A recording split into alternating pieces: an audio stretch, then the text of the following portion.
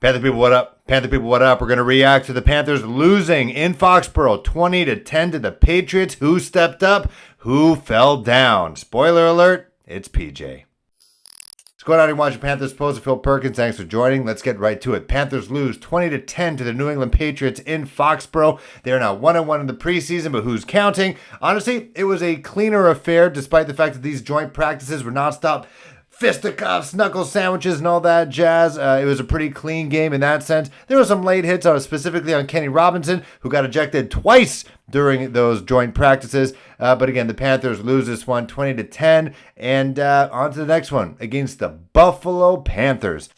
All right, let's talk about the good. Ike Ekwonu and Brady Christensen. I said Hayden Christensen in an earlier shoot, but I just had Star Wars on the brain. Shout out the Canadian. But Ike Ekwonu and Brady Christensen look pretty good as the left tackles and left guards, respectively. They look like to get beat only on really one play that I remember where they were just taking over one defender and then the outside defensive end just kind of cut inside for the sack. But Ike Ekwonu definitely holding his own, especially in the run game, making nice big holes for Deontay Foreman. And then you could always see him just kind of going to that next level, just searching for another guy to lay out. So I really like the tenacity there. Man, he's got skinny legs. And they're knock-kneed, but he's wearing the braces, and if it makes him quick and it makes him go after guys at second level or a big run, shout out to that. I hope that works out. But him and Brady looking really good on that left side. Cam Ervin was the right tackle to start this game. Taylor Moton getting a Veterans Day off, and Cam Ervin just doing Cam Ervin things and just not being very good right now.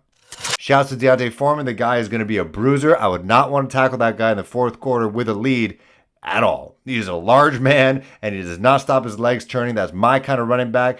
Him, and I thought Chuba Hubbard looking pretty good as well. Chuba still, he looking thicker. He looks like he's got a little bigger, but still going down that first contact in a preseason game, going up against second-team guys, I'd expect you to run through those tackles kind of like a Deontay Foreman, but that's just not his game. But it'd be nice to see him break a couple tackles, especially in the first level. Ty Hayes with a 50-yard pick six. And also defending well on a deep pass, it would have been a touchdown later on in the game. Now, some people say this is bad, but I think this is good. So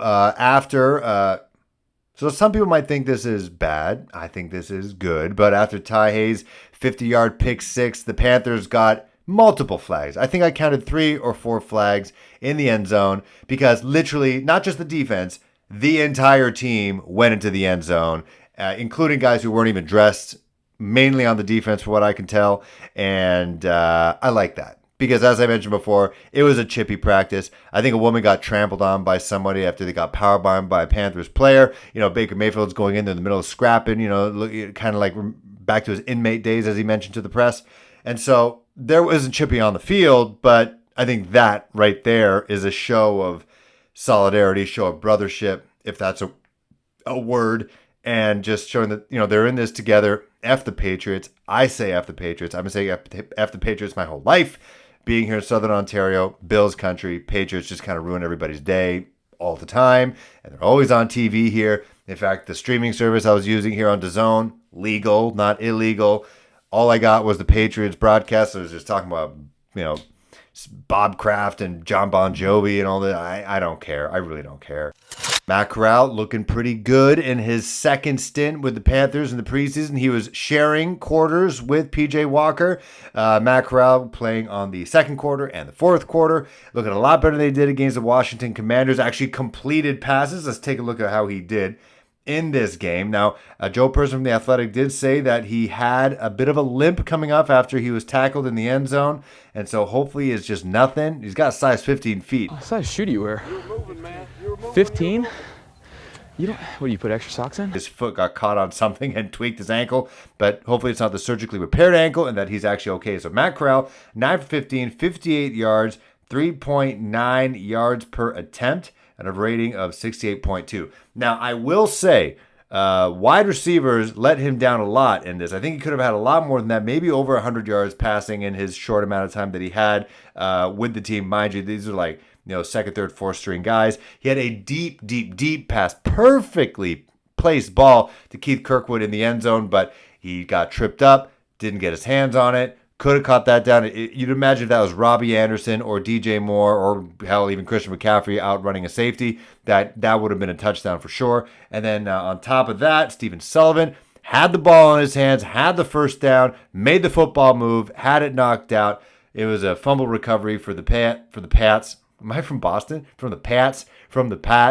And so those are two really big plays, I feel like, that would have added to Corral's stats and would have added to the confidence that he was already building very well.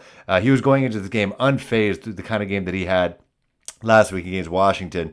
Again, 9 completions. I think he had 0 against Washington. And so I think he's already kind of building that confidence a little bit. And so he's looking good. Hopefully he's healthy after that stumble. And he bounces back against Buffalo, because I think he's going to get a lot of looks, because the next guy I'm going to talk about probably is not going to be on the team. Let's talk about it. PJ Walker. And I'll be honest with you, I kind of feel bad for the guy. Now, it's nothing with the Panthers' fault. Like, it's a business. They're showcasing him. They want him to show that he can be a formidable backup quarterback in this league. Maybe he could be a backup, maybe not with the Patriots, but a team like the Giants, who I just think that they might need one. I don't know why I'm just picking the Giants right now, but I feel like I could see PJ with the Giants. But the Panthers social team, they do that whole fun thing, trying to get everybody hyped, get the players walking into the game at Foxborough at the mall there, because it's a mall. And, everyone's all happy and jazzed up and dressed all nice, wearing Hawaiian shirts or, just looking kind of fancy for a preseason game. But then you got PJ Walker, who's got literally a carry-on bag you would see at an airport, and then just regular Panther clothes, not even making eye contact with the social team.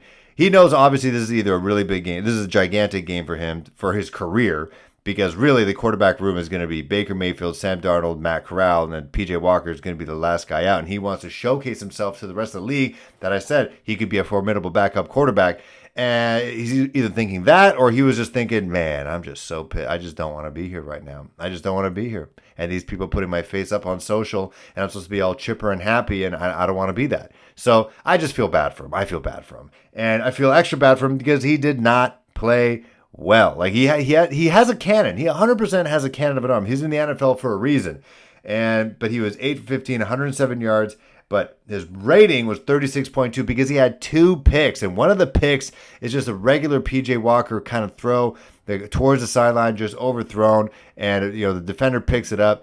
And then at the end to end the game, he goes in for Matt Corral, who again was mentioned, who was limping off the field, fumbles the ball, recovered, and the Pats walk away with it into the end zone. That's what gets them the 20-10 win. No comeback for anybody in this situation, for any team coming out of Charlotte. And so that's 3 turnovers in a gigantic game for him against, as I mentioned, second, third, most likely third and fourth string guys who are not even going to make the team. And PJ has started in the NFL against starting caliber players. And he's in the preseason game sharing against with a rookie. And he has 3 turnovers. And man, I just feel bad for him. I hope, I don't know what they do, whether they cut him, release him. I don't think they're going to get anything back in terms of a trade. It's just unfortunate in that situation where he had the spotlight on him. It felt like a packed house in Foxborough. So it felt like an actual in-season game. But the talent he was going up against, the talent that he has, it just didn't show. And those 3 turnovers just not only killed the game itself, which is not great, but also potentially killed his chances of landing with another team and elongating his NFL career. I hope he gets picked up somehow, but I don't know what they're going to do with him and whether he's going to be on the roster next week when they take on the Buffalo Bills. There's this opportunity because not a lot of the starters were playing. No Christian McCaffrey. Terrace Marshall was out again. I really hope he's okay. I didn't really see Shi Smith do much. I don't think he was playing in this one, to be honest. Let's double check. He wasn't targeted.